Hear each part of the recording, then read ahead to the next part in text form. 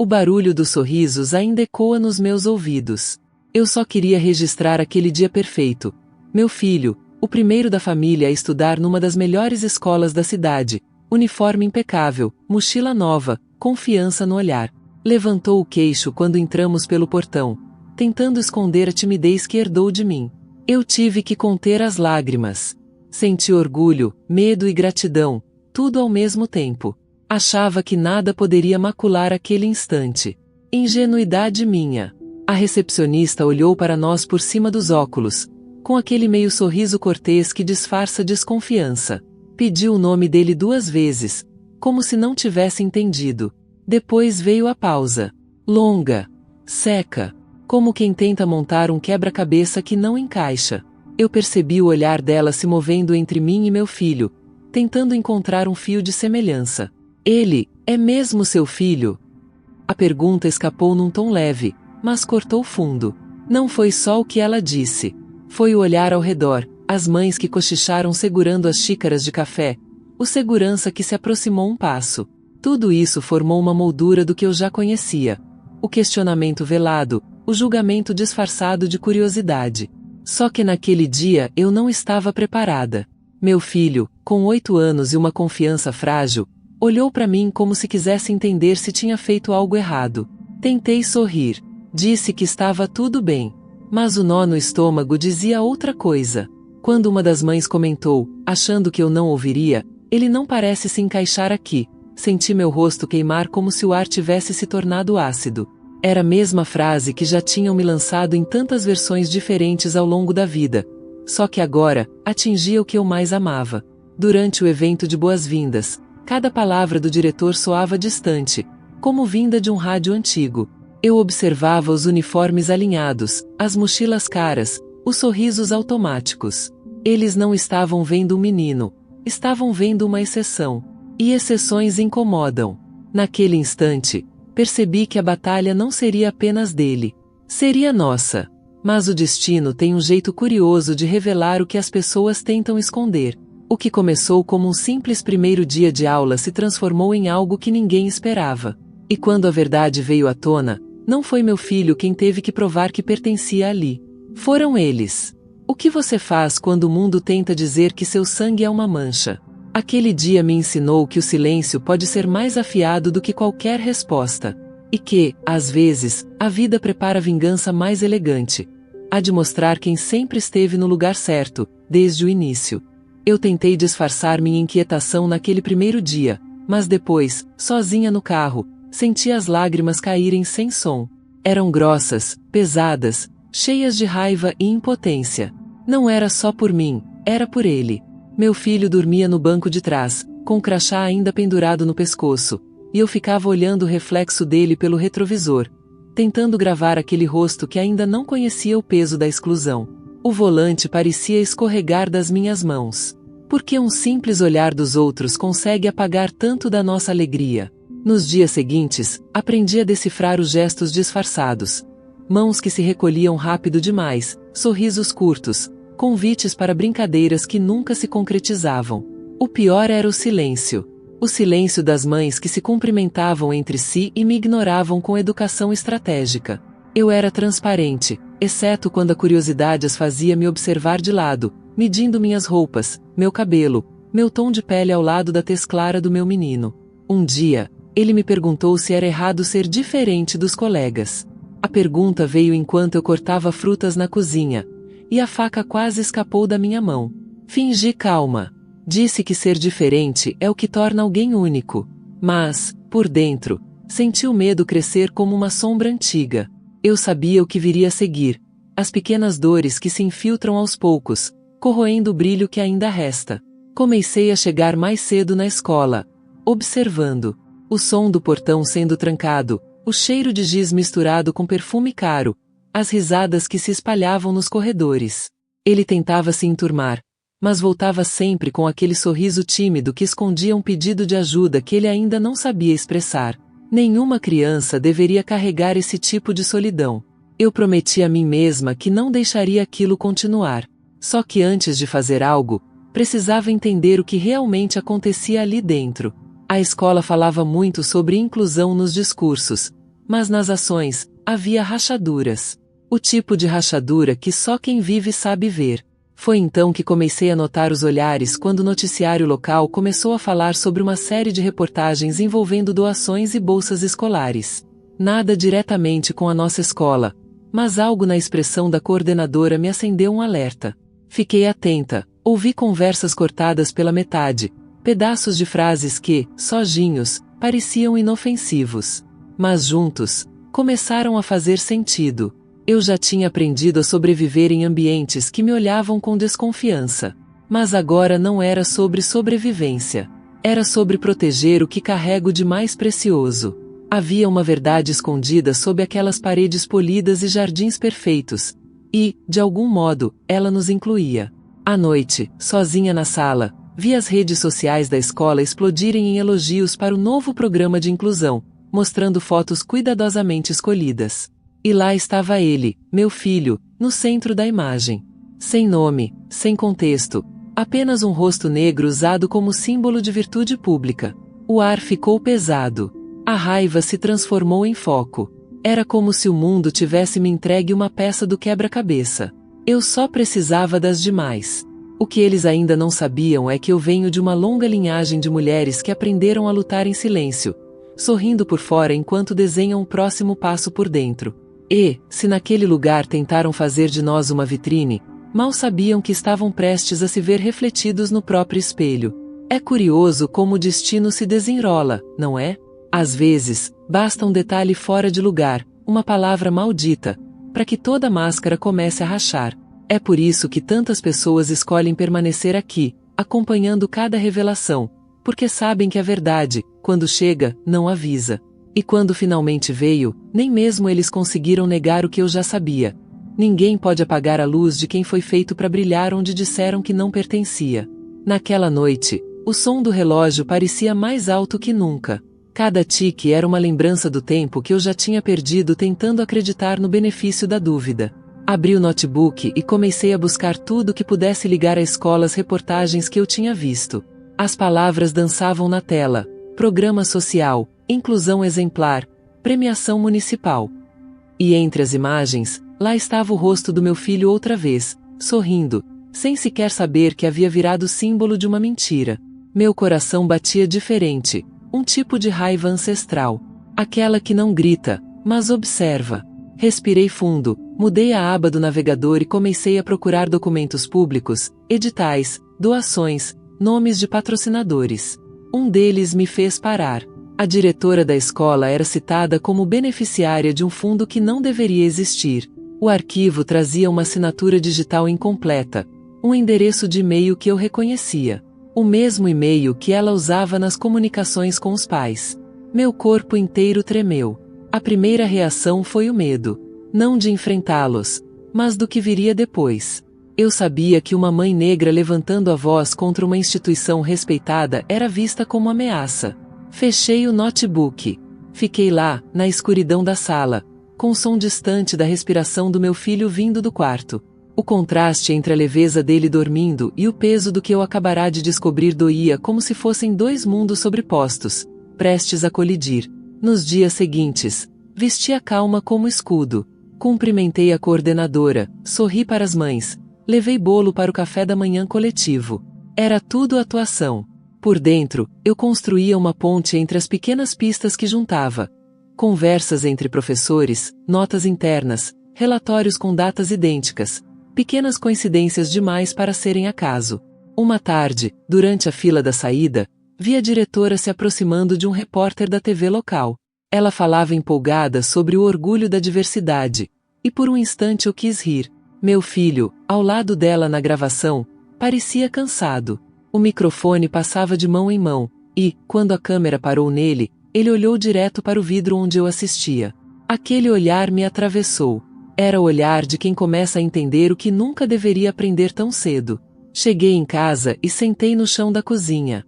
O silêncio me envolveu por completo. As lembranças da infância vieram, as vezes em que minha própria mãe me dizia: menina, o mundo vai tentar te fazer acreditar que seu valor precisa ser provado, mas não acredite. E ali estava eu, vivendo o mesmo roteiro décadas depois, só que agora lutando por ele. Decidi que era hora de agir. Voltei ao computador, compilei tudo o que tinha: fotos, cópias de documentos, prints, e-mails, recortes de reportagem. Montei uma pasta com o nome simples, Justiça, e salvei em 3 lugares diferentes. Olhei para aquele arquivo como quem acende uma vela em meio à escuridão. No dia seguinte, algo mudou no ar. As pessoas me olhavam diferente, como se pressentissem. A diretora evitava cruzar comigo, e a coordenadora, que sempre falava demais, agora tropeçava nas palavras. Percebi que rumores começaram a circular, discretos, porém insistentes.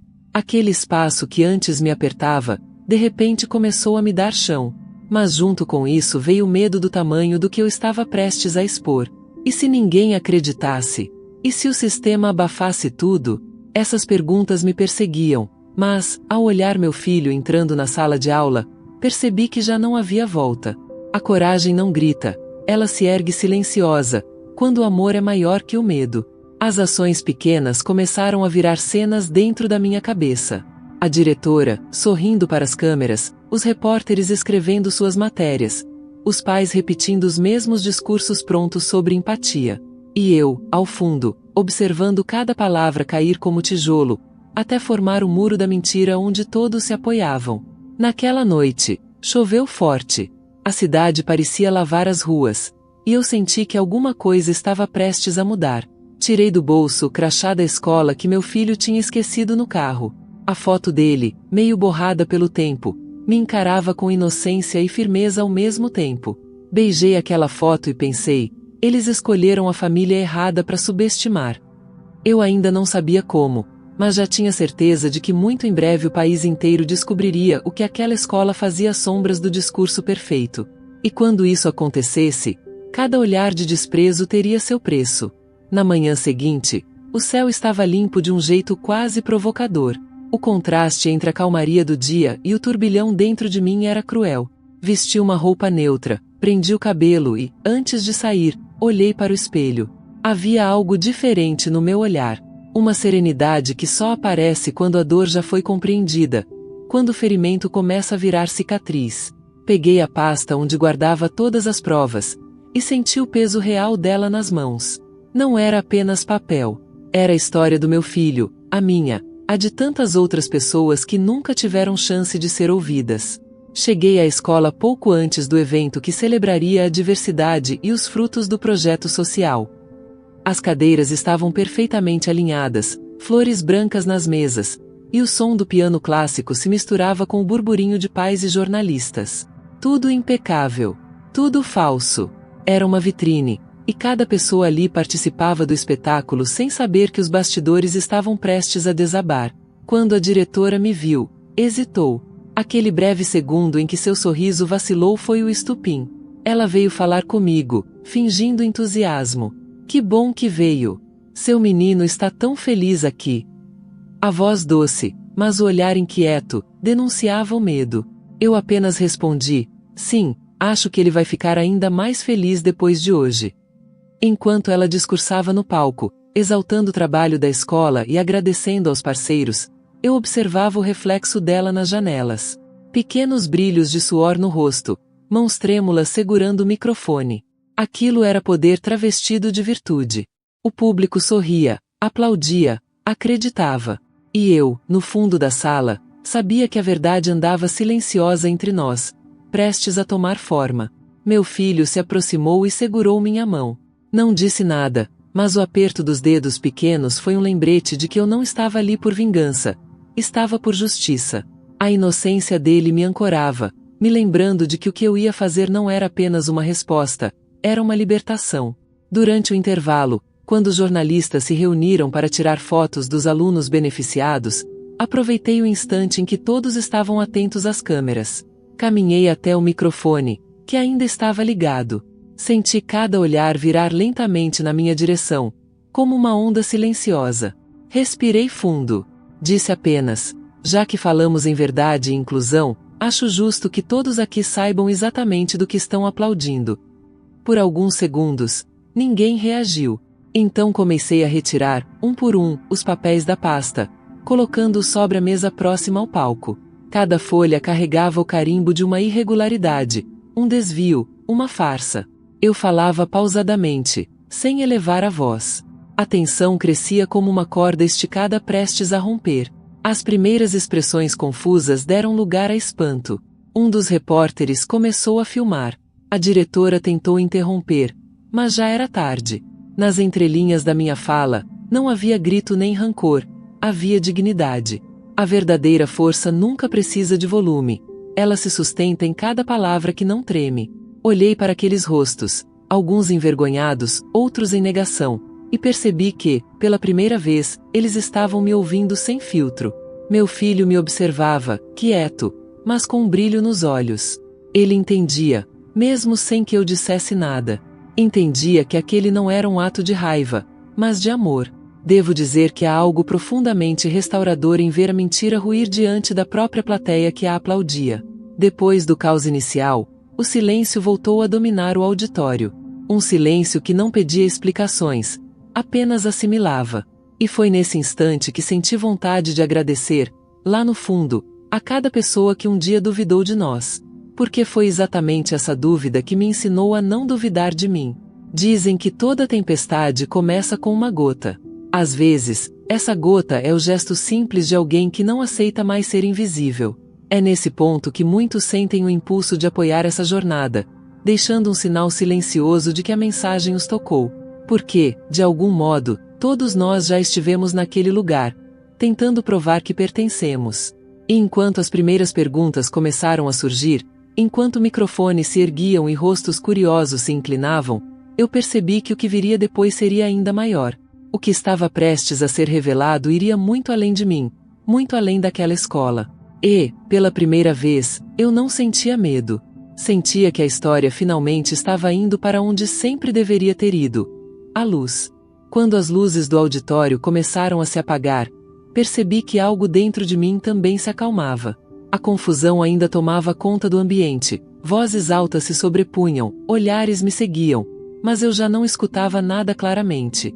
Era como se o mundo inteiro tivesse diminuído o volume para que eu pudesse, finalmente, ouvir minha própria respiração.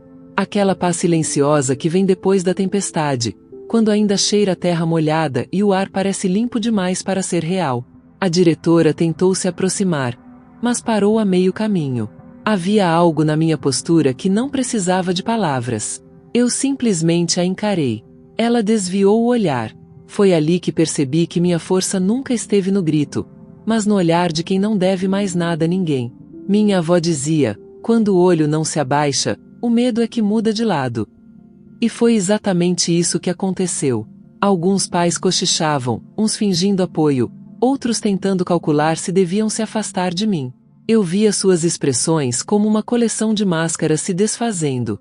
Aquelas mesmas pessoas que me cumprimentavam com gentileza ensaiada agora me olhavam como se precisassem reconhecer, pela primeira vez, quem eu realmente era. E ainda assim, eu senti pena. Pena não do erro, mas da cegueira. Há quem viva tanto tempo preso no conforto de ser aceito que esquece o que é ser justo. Peguei a mão do meu filho e saí. Do lado de fora, o vento fresco do fim da tarde me trouxe um cheiro de liberdade que eu ainda não sabia nomear. Ele olhou para mim e perguntou se eu estava triste. Eu respondi que não, que às vezes, a tristeza e o alívio vêm juntos, como luz e sombra no mesmo corpo. Ele pareceu entender, e apertou mais minha mão. Foi quando percebi que talvez aquela fosse uma das lições mais importantes que ele levaria da escola.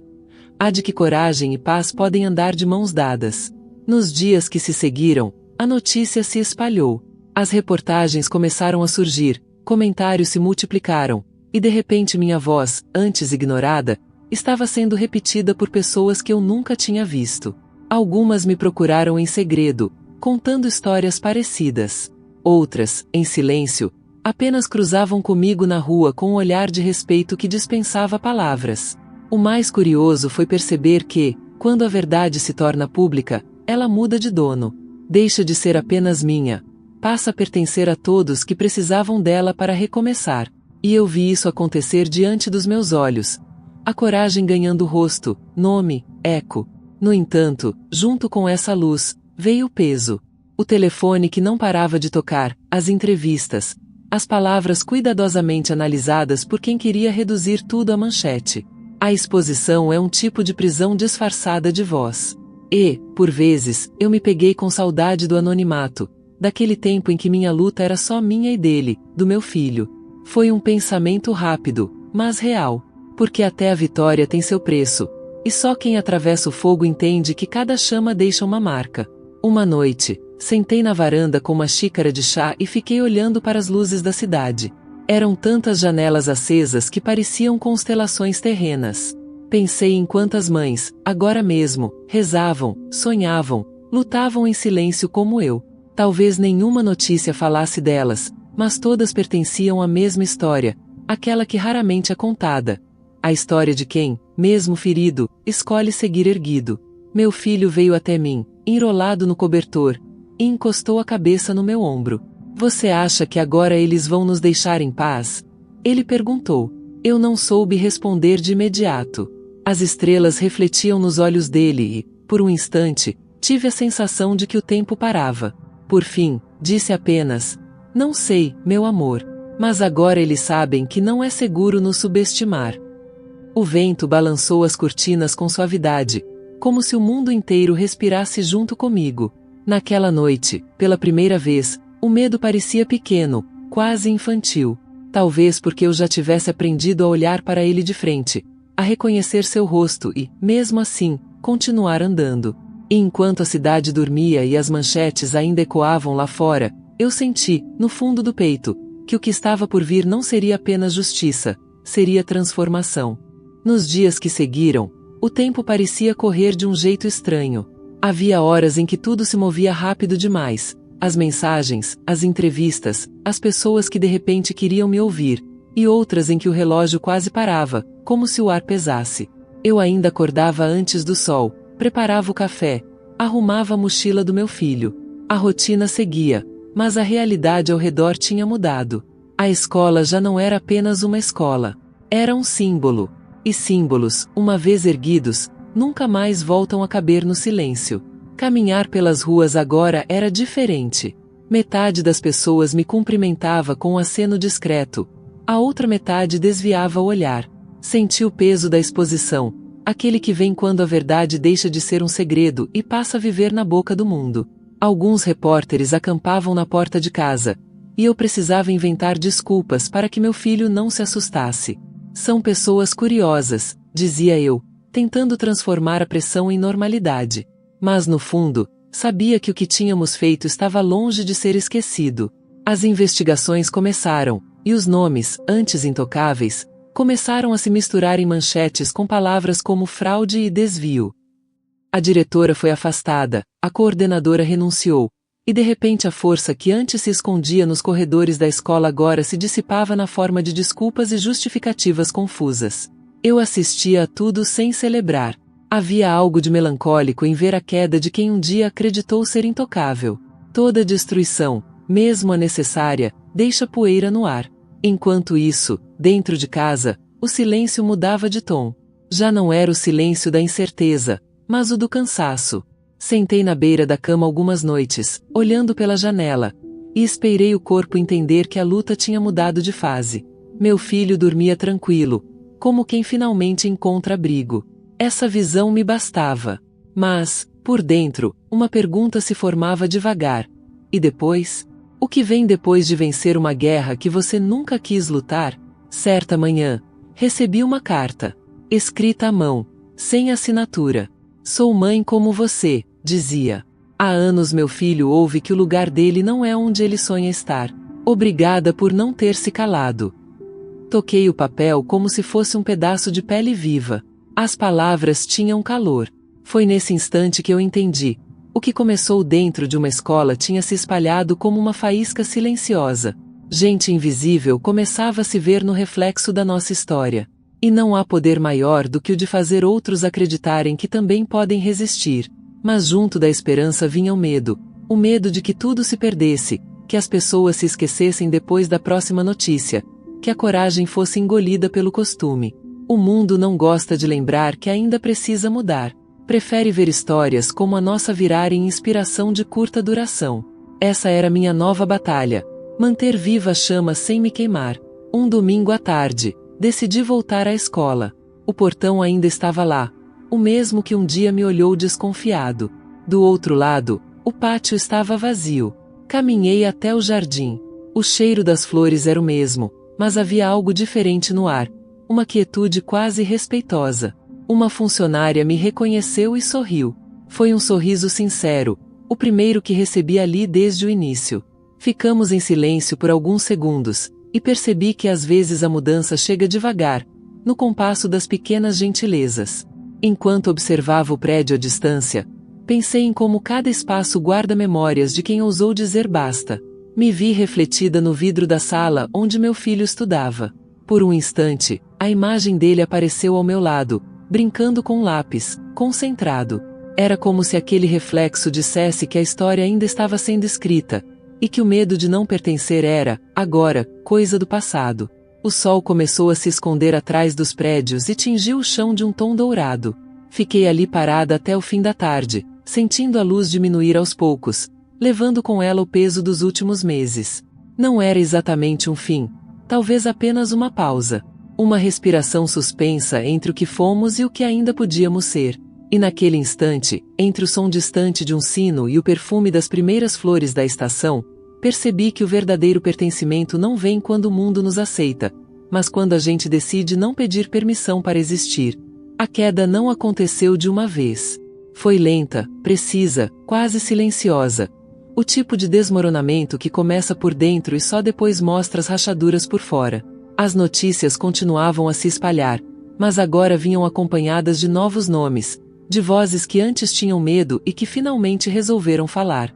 A diretora, aquela mulher que um dia ergueu taças e troféus em nome da inclusão, apareceu nas manchetes sem maquiagem, com os olhos baixos, caminhando entre câmeras e microfones. Ao ver sua imagem pela televisão, não senti vingança. Senti justiça. E justiça, quando chega, tem o som exato do silêncio sendo quebrado. O colégio foi interditado temporariamente. As paredes, que tantas vezes ecoaram discursos sobre merecimento, agora estavam cobertas por faixas e cartazes. Pais exigiam respostas, funcionários pediam pagamentos atrasados, e os alunos mais velhos, os mesmos que um dia riram às escondidas, olhavam para tudo aquilo sem entender completamente o que haviam testemunhado. Era prova viva de que o poder muda de lugar quando a verdade ganha espaço. Um repórter me procurou na rua, com um microfone em mãos. Perguntou se eu me arrependia de ter exposto tudo. Eu respirei fundo antes de responder. Disse apenas que arrependimento é sentimento de quem ainda duvida. E eu não duvidava mais de nada. O que começou como dor tinha virado consciência. O que era vergonha agora era coragem articulada. Ele sorriu, baixou o microfone, e apenas disse, entendo. Mas, em casa, a vida retomava seu ritmo. Meu filho voltou a estudar em outro lugar, um espaço onde foi recebido com risos sinceros e respeito verdadeiro. Ainda assim, às vezes eu pegava pensativo, olhando para o nada. Eu sabia o que passava por sua cabeça, as lembranças do que viveu, o aprendizado precoce de que o preço de existir em paz é alto. Eu não o interrompia, deixava o silêncio ensinar o que as palavras já não alcançavam. Algumas tardes, eu recebia mensagens de desconhecidos. Professores, mães, alunos. Histórias que se pareciam com a minha, algumas até piores. E, cada vez que lia uma nova, sentia um nó na garganta e uma certeza no peito. O que aconteceu não foi apenas sobre nós. Foi sobre tudo que ainda precisa ser revisto, sobre o modo como se ensina valor, dignidade, pertencimento. Era como se, finalmente, houvesse uma conversa aberta, um eco de consciência atravessando fronteiras invisíveis. A antiga diretora tentou um pedido público de desculpas, mas as palavras soaram ocas, ensaiadas.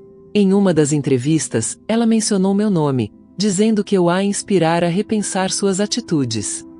Grande parte das pessoas aplaudiu esse gesto, mas eu sabia que, para ela, o arrependimento era mais um reflexo do medo do que da compreensão. Ainda assim, não desejei o contrário. Às vezes, o simples fato de ver alguém obrigado a se enxergar já é vingança suficiente. O curioso é que, quanto mais o tempo passava, mais o mundo parecia me testar. Convites para palestras, entrevistas, propostas de campanhas. Todos queriam ouvir a mãe que desmontou o império da aparência. Mas eu me via cada vez mais distante dessa imagem. Porque, no fundo, nada disso foi sobre heróis ou vilões. Foi sobre humanos tentando lidar com seus próprios espelhos. Houve um dia em que caminhei sozinha até o parque e sentei no mesmo banco onde costumava esperar meu filho sair da escola antiga. O sol atravessava as árvores, formando desenhos no chão, e eu percebi que, apesar de toda a dor, havia beleza naquilo. A beleza de não precisar mais fingir, de saber que ninguém tem o poder de determinar onde você pertence. A vida é isso, uma sequência de quedas e reconstruções, algumas públicas, outras que só nós enxergamos por dentro. O destino é curioso. De vez em quando, ainda cruzo com pessoas que me reconhecem. Algumas se aproximam e dizem baixinho: "Eu vi o que você fez. Mudou muita coisa." Outras apenas sorriem. E eu percebo que o impacto mais forte não vem da explosão das manchetes, mas do silêncio transformado em exemplo. É no olhar discreto de quem escutou e aprendeu que mora a verdadeira vitória. Talvez seja por isso que tantas pessoas, ao ouvirem essa história, sintam vontade de partilhar suas próprias versões, de contar o que já viveram. Como se, de algum modo, cada um de nós estivesse conectado pela mesma pergunta: até onde vai a coragem de quem se recusa a baixar os olhos? É aí que a narrativa deixa de ser apenas minha e passa a ser nossa. Porque toda queda esconde um convite à reflexão.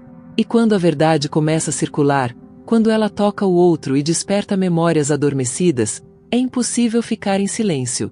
Então, se algo dentro de você despertou, conte. Comente. Dívida. Às vezes, é nesse gesto simples que a história continua se movendo, e que o mundo, aos poucos, volta a aprender o que é justiça. O tempo tem um jeito curioso de nos reconstruir em silêncio, sem pedir permissão. Durante meses, aprendi a respirar de novo, diferente. Já não era a mesma mulher que entrou naquela escola com um sorriso tímido e esperança ingênua. A experiência me remodelou por dentro, como o vento que alisa pedras, paciente, constante, até que se tornem suaves ao toque. Ainda dói lembrar, mas agora a dor vem com sentido, como uma cicatriz que prova a cura. Voltar à rotina parecia impossível no início, mas aprendi que reconstruir também é um ato de coragem. Fiz cursos, comecei a dar palestras pequenas em escolas públicas, contando o que vivi, mas sem transformar minha história em lamento. Eu falava sobre força, sobre a dignidade que nasce no instante em que alguém se recusa a aceitar o papel que o mundo lhe impõe. O público escutava em silêncio, às vezes emocionado, e eu percebia que aquilo não era apenas minha voz. Eram vozes antigas se manifestando através de mim. Em casa, a vida voltou a florescer em pequenos gestos. O som das risadas do meu filho preencheu os vazios que a exposição deixou. Ver ele brincar outra vez, livre de olhares tortos, era o sinal mais concreto de que tudo tinha valido a pena. Certa vez, ele chegou da escola com uma medalha simples, de um concurso de redação. No texto, escreveu: "Minha mãe me ensinou que coragem é falar o que é certo, mesmo que ninguém escute." Li aquilo segurando as lágrimas, com a certeza de que meu maior legado já estava plantado. Mas o mundo continua testando a nossa serenidade. Nem todos os dias são de luz. Às vezes, ainda ouço comentários disfarçados, como ecos de um passado que se recusa a morrer. Nessas horas, respiro fundo e lembro que não preciso provar mais nada. O que incomoda os outros agora é o mesmo que um dia me feriu: a existência sem pedido de desculpas. Aprendi a ver beleza nisso. As reportagens sobre o caso ainda aparecem de tempos em tempos, agora com outro tom, falam em mudança institucional, em revisão de políticas educacionais. Palavras bonitas, mas que demoram a se transformar em prática. E, ainda assim, há esperança. Porque toda semente precisa de tempo para abrir o solo. Às vezes, a mudança começa sem que a gente perceba, no olhar de um professor que repensa, no gesto de um aluno que decide defender outro, em pequenas frestas de humanidade. Há noites em que acordo e fico observando o quarto escuro, tentando entender o peso das escolhas que fiz. Poderia ter calado. Poderia ter deixado para lá. Mas calar é aceitar viver em uma casa sem janelas. E eu sempre quis a luz, mesmo que ela doesse. Talvez seja essa a diferença entre sobreviver e viver de verdade. escolher o incômodo que purifica em vez do silêncio que adoece. Outro dia, enquanto caminhava na rua, uma mulher me parou. Não disse quem era, nem de onde vinha. Apenas segurou minha mão e murmurou: "Obrigada por ter feito o que eu nunca consegui." E foi embora. Fiquei parada ali, com a mão ainda quente, como se tivesse segurado um pedaço de passado alheio. Percebi que a redenção não vem quando o injusto pede desculpas, mas quando o ferido compreende o próprio valor. O futuro ainda é incerto. Há dias em que o medo tenta voltar, disfarçado de prudência. Mas agora ele não me comanda, apenas me acompanha, de forma domada. O que antes queimava, hoje ilumina. A cicatriz não é mais um lembrete de dor, é prova de resistência. E quando o vento sopra mais forte, e o mundo tenta me recolocar nas mesmas antigas molduras, eu sorrio, porque sei que já não caibo nelas. Enquanto isso, sigo escrevendo novas histórias, minhas e dos outros. Histórias em que a voz treme no início, mas termina firme. Histórias que mostram que a dignidade pode ser um caminho, não um prêmio. E talvez seja esse o verdadeiro renascimento. Perceber que, mesmo depois da queda, ainda existe beleza suficiente para recomeçar. No fundo, sinto que algo maior ainda me espera. Como se todas as lutas, lágrimas e vitórias silenciosas estivessem me guiando para um novo começo. Um que não precise provar nada, só existir. E quando esse dia chegar, seja hoje, amanhã ou daqui a anos, quero estar de pé, pronta, com o mesmo olhar que usei para desafiar o mundo. O olhar de quem finalmente entendeu que pertencer sempre foi um estado de alma, não de permissão. A vida começou a florescer em lugares onde antes só havia escuridão. Era como se, ao limpar o terreno da dor, o tempo tivesse preparado o solo para algo novo. E ele veio, discreto, sem promessas grandiosas, apenas presença. Conheci Eduardo numa palestra que aceitei fazer em uma escola comunitária. Ele estava entre o público, sentado ao fundo, escutando em silêncio. Seus olhos não buscavam me decifrar, apenas compreendiam. Houve algo ali, uma pausa diferente, o tipo de encontro que não nasce de urgência, mas de reconhecimento. Nos dias seguintes, trocamos mensagens curtas, simples, quase tímidas. Não eram flertes, eram conversas de quem carrega cicatrizes parecidas. Ele era viúvo, pai de uma adolescente. Entendia o que é reconstruir a vida depois que o chão se abre. Falávamos pouco, mas o pouco era cheio de verdade. E isso bastava. A solidão, antes um quarto fechado, começou a parecer uma casa com janelas abertas outra vez. A primeira vez que ele veio me buscar, meu filho observou com olhos de curiosidade protetora. Não precisei dizer nada. O menino apenas deu um leve sorriso e sussurrou: "Você merece alguém legal, mãe." Essas palavras me desarmaram. Era o primeiro aval que eu precisava, o de quem viu todas as minhas batalhas e ainda acreditava no meu direito de ser feliz.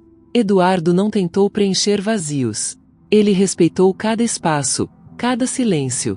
Gostava de cozinhar, e um dia chegou com uma cesta de pães ainda quentes, dizendo: "Trago alimento e escuta." Eu ri, mas dentro de mim algo se rearrumou. O tempo, que antes só curava, agora também oferecia. Não era um recomeço com fogos e promessas, era um renascimento tranquilo, como o amanhecer após uma longa noite. Houve um dia em que caminhamos juntos pela praia. O vento estava forte, os cabelos bagunçados, e o mar parecia conversar. Ele me contou sobre sua mãe, sobre como ela também havia enfrentado o desprezo e a injustiça. Percebi que, de algum modo, nossas histórias se entrelaçavam. Não como passado e presente, mas como sobrevivências que se reconhecem. Fiquei em silêncio, olhando o horizonte. Ele segurou minha mão com firmeza, e pela primeira vez em muito tempo, eu não senti medo de ser vista. Aprender a amar de novo é como reaprender a respirar depois de um mergulho profundo. A gente sobe à tona sem saber se o ar ainda está lá, e quando o encontra, descobre que sempre esteve, esperando pacientemente que tivéssemos coragem de buscá-lo. Com ele, aprendi que amor não é salvação, é aliança com o tempo. Ele não cura feridas antigas, mas as torna suportáveis. Mas o passado nunca vai embora completamente. Às vezes, ele ainda chega em sonhos, em notícias repetidas, em lembranças que se recusam a desaparecer. Nesses dias, Eduardo apenas escuta. Fica em silêncio, mas é um silêncio que acolhe. Existe um tipo de amor que não precisa nomear, apenas permanecer. Meu filho, agora mais maduro, às vezes ri dizendo que virei uma celebridade calma. Eu rio junto, mas sei que dentro desse humor há algo mais. Um orgulho sereno, aquele que vem de entender que a justiça não foi apenas feita lá fora, mas dentro de nós. Ele vê em mim não uma guerreira cansada, mas uma mulher que aprendeu a escolher o que merece permanecer. Ainda há desafios. O mundo não se torna justo de repente. As estruturas mudam devagar, e a cada conquista surgem novas barreiras. Mas agora, enfrento tudo com outro olhar. O olhar de quem sabe que já atravessou o pior e, mesmo assim, encontrou amor do outro lado. Às vezes, quando a noite cai e a casa está em silêncio, sento com uma xícara de café na varanda. Eduardo ao meu lado, meu filho estudando no quarto, o som distante da cidade se misturando ao vento. Fecho os olhos e deixo a lembrança daquele primeiro dia na escola passar como um filme lento, em preto e branco. Ainda dói um pouco, mas agora essa dor tem contorno, tem propósito, tem paz. Há luzes novas acesas em mim. Umas que não apagam nem quando chove. Sinto que a vida ainda guarda surpresas, algumas ternas, outras imprevisíveis. E essa incerteza, que antes me feriu, agora me encanta. Talvez o sentido esteja justamente aí, continuar vivendo, mesmo sem todas as respostas. Enquanto observo o horizonte distante, percebo que amor, dignidade e coragem são feitos da mesma matéria. Persistência. O tempo se encarrega do resto. E, no fundo, sei que ainda há capítulos esperando para serem escritos, não sobre sobrevivência, mas sobre plenitude.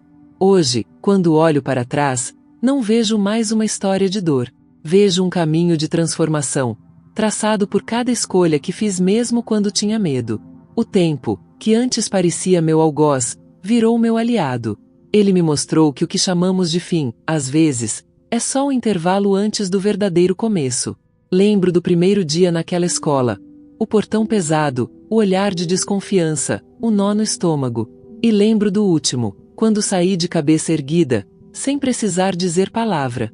A diferença entre esses dois momentos não foi o que aconteceu comigo, foi o que aconteceu dentro de mim. A mulher que entrou com o coração apertado saiu com o mundo inteiro no peito. Aprendi que o respeito que desejamos lá fora começa quando a alma deixa de se curvar por dentro. A vida é cheia de formas inesperadas de recomeçar. Às vezes, o destino arranca de nós o chão, apenas para nos obrigar a criar asas. Eu aprendi a voar quando percebi que não precisava mais da aprovação de ninguém para existir completa. E, acredite, há uma paz imensa nisso. Uma calma que não é ausência de dor, mas domínio sobre ela. Hoje, minha casa é feita de risadas, cheiros simples e silêncios significativos. O riso do meu filho ecoa sem peso. Eduardo toca violão no fim da tarde, e às vezes, sem que ele perceba, fico observando cada acorde preenchendo o espaço que já foi vazio. Não há mais pressa. Só presença. Eu entendi que o amor, quando vem depois da tempestade, não é sobre paixão, é sobre permanência. As pessoas ainda me perguntam se eu voltaria atrás, se faria tudo de novo. A resposta é sempre a mesma. Faria, cada lágrima, cada ferida, cada risco. Porque foi isso que me trouxe até aqui. A mulher que um dia chorou de humilhação é a mesma que hoje inspira outros a levantar a cabeça. E se um simples gesto meu desperta coragem em alguém, então nenhuma dor foi em vão. É bonito perceber que a justiça, quando chega, deixa rastros de luz. E que mesmo quem me subestimou, de certo modo, também me ajudou. Porque sem eles eu talvez nunca tivesse descoberto do que sou feita. As cicatrizes que carrego não são lembranças do passado, são medalhas invisíveis do que sobrevivi. Às vezes, fecho os olhos e imagino o futuro. Vejo meu filho adulto, caminhando seguro entre pessoas diferentes, sem nunca duvidar do seu lugar. Vejo meninas negras olhando para si mesmas com orgulho, sem precisar de permissão para brilhar. E vejo mulheres que aprenderam, finalmente, que gentileza não é fraqueza, é estratégia. Enquanto continuo meu caminho, sei que haverá novos desafios. A vida sempre cobra coragem em prestações. Mas agora, quando tropeço, sei onde firmar o pé. Em tudo o que conquistei por não desistir. Cada porta que se fechou me ensinou a abrir outras. Cada olhar de desprezo me lembrou de não abaixar a cabeça. Se você chegou até aqui comigo, saiba que essa história não é só minha. Ela é de todo mundo que já foi colocado à prova e ainda assim escolheu resistir sem perder a ternura. Talvez por isso, enquanto falo, tanta gente sente. Porque, no fundo, todos sabemos o que é lutar para ser visto. É por isso que, quando essa história toca, ela não termina. Ela apenas muda de voz. Então, se algo em você despertou, se uma lembrança queimou, se um nó se desfez enquanto me escutava, deixe um sinal. Não para mim, para você mesmo. Um sinal de que essa caminhada te alcançou. Curta, comente, se inscreva, não para seguir uma história, mas para lembrar que todas as histórias podem ser reescritas quando a coragem decide falar mais alto. Hoje não sou mais a mulher que pediram para se calar. Sou o eco de milhares que, mesmo em silêncio, nunca deixaram de lutar. E se há algo que aprendi em todo esse trajeto é que o verdadeiro final feliz não chega quando nos aplaudem, mas quando finalmente reconhecemos o próprio valor. O mundo pode tentar nos apagar, mas a verdade é que ninguém consegue escurecer uma alma que aprendeu a ser sol.